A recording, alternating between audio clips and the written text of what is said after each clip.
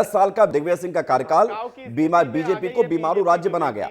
ये बात को आप मानते हैं या नहीं मानते हैं? जो है वो भटकाव के दौर में, देखिए मैं कुल मिलाकर के ये कह रहा हूं कि मैं भी, देखिए दिग्विजय सिंह जी जिस राधौगढ़ क्षेत्र से आते हैं, मैं वर्षों पहले वहां संघ का प्रचारक रहा और हमारे एक सोनी जी करके थे, वो सोनी जी अब तो पता नहीं देहांत हो गया उनका कि नहीं, लेकिन उनके यहाँ मुनीम के रूप में काम करते थे और ऐसा कहते हो सोनी जी संघ के सदस्य थे। मेरे समय वहां के नगर संघ चालक थे। माननीय दिग्विजय सिंह जी को बिल्कुल संभवतः पता होगा कि सोनी जी किस विचारधारा में जाते हैं या कहाँ जाते हैं, और उनको उन्होंने अपने यहाँ मुनीम के रूप में रखा हुआ था। इससे साफ जाहिर होता है कि आदरणीय दिग्विजय सिंह जी संघ के बारे में बहुत अच्छा सोच रखते हैं और संघ की परिपाटी को भी उन्होंने आज नहीं कहा। आप आगे तो नहीं कह पाएंगे, वो तो अपने आप को कह रहे हैं कि मैं विरोधी रहा हूं, मैं गॉडसे की पार्टी से कुछ सीखने के लिए नहीं राजनीति में आया हूं। वो तो अपने आप को विरोधी बता रहे हैं, आप कह रहे हैं कि वो अच्छा सोचते हैं। अब मैं तुरंत में आ रहा हूं आपके पास, लेकिन प्रतीक जी मैं आपको चर्चा में शामिल करूंगा, उसके बाद फिर सौरभ जी आपको ही जवाब देना है। प्रतीक जी, सियासत में दिग्विजय सिंह हो या फिर ज्योतिरादित्य सिंधिया, तारीफ के बाद बहुत कुछ बदल जाता है। हमने देखा कि सिंधिया ने सर्जिकल स्ट्राइक की तारीफ की और उसके बाद जनवरी में तारीफ होती है और मार्च आते आते वो बीजेपी में ज्वाइन कर जाते हैं 10 मार्च को। वो तारीख इसलिए याद है क्योंकि वो घटनाक्रम बहुत बड़ा था, उसको कवर किया था। तो ये उस तारीफ से जोड़कर देखा जाए कि पहले तारीफ, उसके बाद एक रास्ता तो खुलता है। देखिए आज के दौर में अपनी निंदा कोई नहीं सुनना चाहता। अगर कोई तारीफ कर देता है तो स्वतः ही इतना भाव आ जाता है कि चलो ठीक है, व्यक्ति तारीफ कर रहा है यानी कि अपने लिए अच्छा सोच रहा है, भले ही ना सोचे। लेकिन ये तारीफ करके क्या दिग्विजय सिंह फंस गए हैं या बीजेपी फंस गई ऑफर देकर?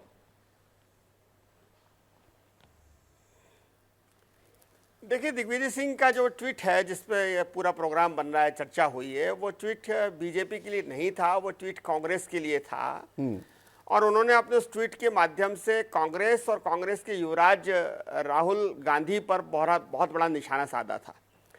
ये याद रखना चाहिए, इसका टाइमिंग, राजनीति में टाइमिंग का बड़ा महत्व होता है विवेक जी। दिग्विजय सिंह जी का कार्यकाल राज्यसभा का समाप्त होने वाला है और अपने इस ट्वीट के जरिए उन्होंने एक तरह से आला कमान, कांग्रेस आला कमान पर दबाव बनाने की कोशिश की है। दूसरा संदेश ये है उस ट्वीट का कि भाजपा ऐसी पार्टी है जिसमें आम कार्यकर्ता प्रधानमंत्री बनता है, मुख्यमंत्री बनता है, नीचे से ऊपर जाता है। और अप्रत्यक्ष रूप से इशारा यह है कि कांग्रेस में जो कुछ हो रहा है वो परिवारवाद में हो रहा है। इसलिए अब जो चर्चा चल पड़ी है कि परिवार से बाहर भी एक नेतृत्व ढूंढना चाहिए, परिवार से बाहर भी, कांग्रेस को बाहर भी कुछ हमको तलाश करना चाहिए। उसी बात को दिग्विजय सिंह ने अपने ट्वीट के जरिए, अपने फोटो के जरिए हवा देने की कोशिश की है। दिग्विजय सिंह चतुर सुजान है, जैसा कि कांग्रेस प्रवक्ता कह रहे हैं धुरंधर है, मैं उन्हें चतुर सुजान मानता हूं। वो अर्जुन सिंह के चेले हैं और वो जानते हैं कि किस बात का क्या मतलब होता है और कहाँ इशारा किया जाता है और कहाँ हमला किया जाता है। दिग्विजय सिंह बिलियर्ड्स खेलते हैं, वो लाल गोटी मारते हैं और सफेद गोटी अंदर जाती है पॉकेट के अंदर। तो इसको आप मान लीजिए कि दिग्विजय सिंह ने जो ट्वीट किया है वो कांग्रेस को दिखाने के लिए किया है, कांग्रेस को राह दिखाने के लिए किया है, कांग्रेस को अंतर्मन में झांकने के लिए कहा है। उन्होंने कहा है कि कांग्रेस को अब बदलना पड़ेगा, कांग्रेस को अब आम कार्यकर्ताओं में से नेतृत्व उभारना पड़ेगा, परिवार के नाम पर अब राजनीतिक रोटियां नहीं सेकी जाएंगी। मोहन यादव जी ने जो कहा कि आपका स्वागत है, ये एक बहुत ही औपचारिक बयान है कि हाँ जी ठीक है, आपने तारीफ करी, आपका स्वागत है। लेकिन मैं ये पूछना चाहता हूं कि भारतीय जनता पार्टी तो दिग्विजय सिंह को मिस्टर बंटाढार कहती है। जो पार्टी, भारतीय जनता पार्टी दिग्विजय सिंह को मिस्टर बंटाढार कहती है, जो पार्टी दिग्विजय सिंह को मुल्ला दिग्विजय सिंह कहती है, जो पार्टी ये कहती है कि दिग्विजय सिंह घोर सनातन विरोधी हैं, घोर हिंदू विरोधी हैं, क्या पार्टी उनको इतनी आसानी से अपने गले लगा लेगी?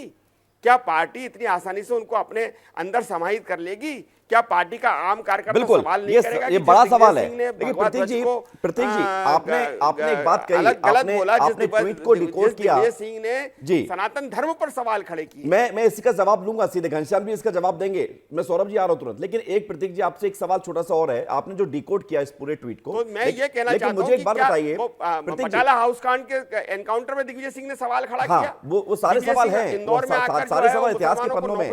लेकिन प्रतीक जी मैं ये सवाल पूछना चाहता हूं कि अपने आला कमान को अगर आईना दिखाना है, मैसेजिंग देनी है, भारतीय जनता पार्टी को पूछना चाहिए। आपको आवाज आ रही प्रतीक जी? मैं ये सवाल पूछ रहा हूं आपसे कि अपने आला कमान को अगर मैसेजिंग देनी है तो क्या हम उसका सपोर्ट कर देंगे जिसका हम विरोध करते आए अब तक?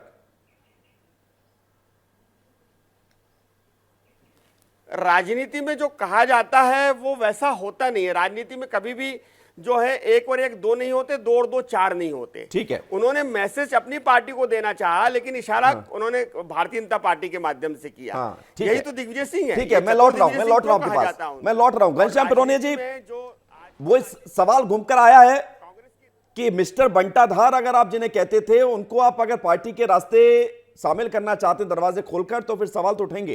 क्या दिग्विजय सिंह अगर कल के दिन कह देते कि चलिए मैं पार्टी में आने के लिए तैयार हूं, तो क्या सहज भाव पार्टी के लिए हो जाएगा या असहजता की स्थिति नहीं बनेगी? देखिए, पहले तो मैं इतना बड़ा कार्यकर्ता नहीं हूं कि मैं ये कहूं, लेकिन ऊपर हमारा नेतृत्व जो निर्णय लेता है वो बड़े गंभीरता के साथ में और बड़े विचार के साथ में और सबके साथ बैठ करके हमारे यहाँ विचार लिया जाता है, विचार किया जाता है, तब कोई निर्णय पर हम लोग पहुंचते हैं। लेकिन ये सही कहा हमारे वरिष्ठ पत्रकार महोदय ने कि भारतीय जनता पार्टी के बारे में संघ के और दिग्विजय सिंह जी को जो बयान वो जग जाहिर है, जैसे वो भगवा आतंकवाद और ये सब बोलते थे, उस पर हम लोग आज भी अड़िग हैं, उसमें कोई दो राय नहीं है।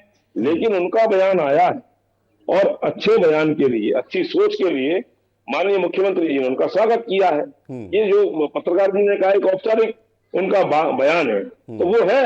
लेकिन कुल मिलाकर के आज आप देखेंगे कि मन में छुपी हुई बात, तो कहते हैं ना कि ओठों पर ऐसी बात आ गई, तो आई है, तो मन में कहीं ना कहीं संघ के प्रति जो उनका एक श्रद्धा भाव है, संघ वास्तव में समाज निर्माण का काम कर रहा है, आप वास्तव में बात को डिकोड कर रहे हैं घनश्याम जी। जैसे